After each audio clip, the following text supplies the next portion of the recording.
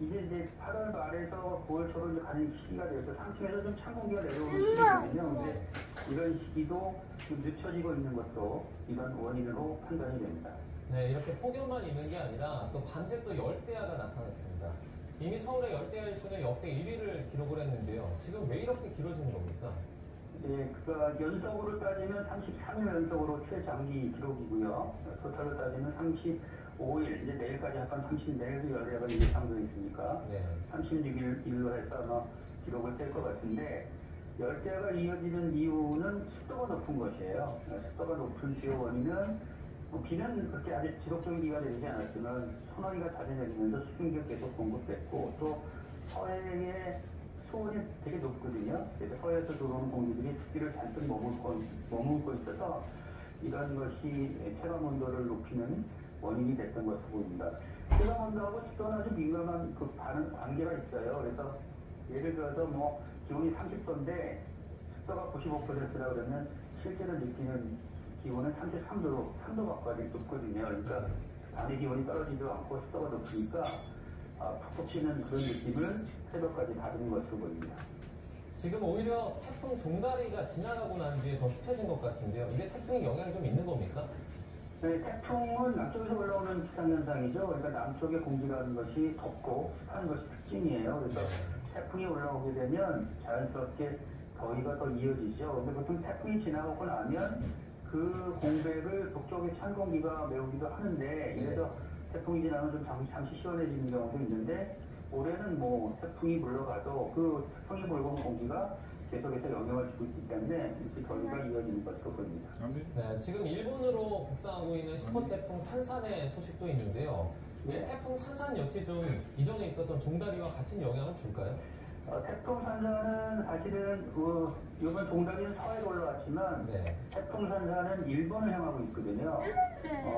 크기는 이번 종다리보다 훨씬 크고 세력도 아주 큰데, 이 태풍이 가는 길목인 일본 시코쿠를 통해서 다음 주 중반쯤에는 일본 열도 북쪽을 지날 것으로 보이는데, 태풍이 올라오면서 강한 동풍이 유입되기 때문에 이 동풍이 산에 오면은 이쪽 우리 해적선은 서쪽, 그러니까 뭐 수도권이라든지 충청도라든지 이런 지역의 기온을 높이거든요.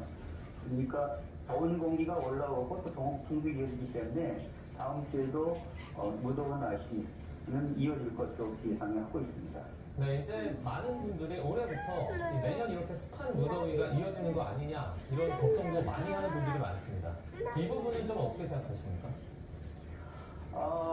지구 자체가 좀 더워지고 있잖아요. 지금 지구 자체가 더워지고 있으니까 평균 기온이 올라가고, 평균 기온이 올라간다는 얘기는 수증기가 많아지거든요. 그러니까 이런 새로운 평형 관계가 이제 유지가 될 가능성이 크고, 올해가 뭐 제일 시원한 해가 아니냐 뭐 이런 얘기도 있는데 아주 무시할 수 있는 얘기는 아니거든요.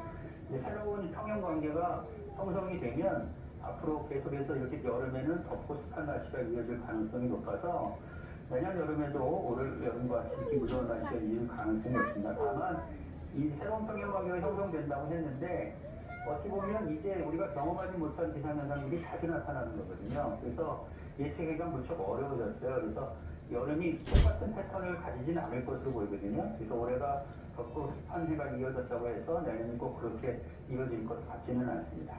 자, 이제 무더위가 계속되면서 온열 질환자도 계속 연일 늘어나고 있습니다.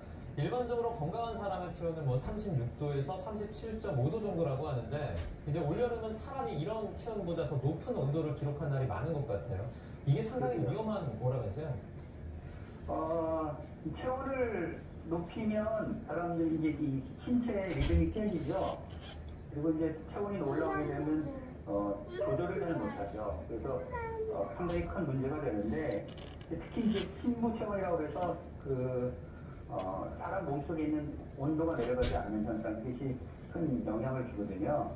그래서 이럴 경우에는 뭐 가장 중요한 거는 수분을 충분히 섭취를 하고, 그리고 외출을 자제하는 것이 좋고요. 혹시 부모님이 따로 계시다면 가끔 안부 전화를 드려서 어떤지 좀 여쭤보는 것도 좋을 것 같고요.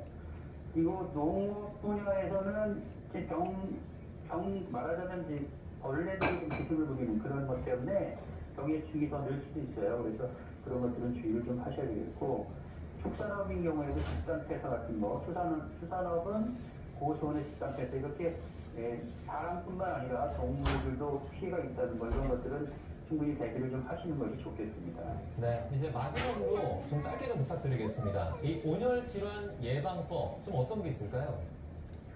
조금 전에 말씀드렸듯이 숨은 충분히 섭취하시고 그리고 한낮에는 작업을 중지하시는 게 좋습니다. 그래서 뜨거운 햇볕에 직접 이렇게 맞닥뜨리는 시간을 좀 줄이는 것이 가장 좋은 방법이라고 생각이 되고요. 일단 몸에 이상이 온다라고 생각하시면 무조건 쉬시는 것이 좋겠습니다. 네. 그 위원님 요거 하나만 더 여쭤보겠습니다. 이제 뭐 절기상 뭐 처서가 지났는데도 뭐 9월 초까지 무더위와 열대야가 이어진다고 하는데 8월 폭염 수준으로 이어질까요? 아니면 좀 누그러질까요?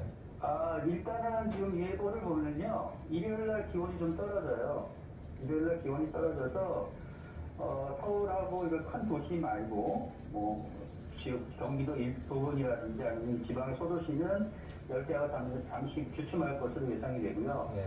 다음 주에 무더위가 이어지긴 하지만 낮 기온이 아주 엄청나게 높은 건 아니고 폭염주의보 수준으로만 이어질 것으로 예상이 되고 있고요. 그리고 9월 초까지는 이렇게 더운 날씨가 이어질 텐데 9월에 들어서면 아마 대부분 지방에서는 열대야가 해소될 것으로 그렇게 예상을 하고 있습니다. 네, 위원님 이것도 하나 조금 더 궁금합니다. 무더위다 뭐 이렇게 얘기를 하면 낮에만 조금 온열 질환 조심해야 할 것 같은데 밤에도 조금 주의할 필요가 있다고요? 밤에 잠을 못 이루는 이유가 이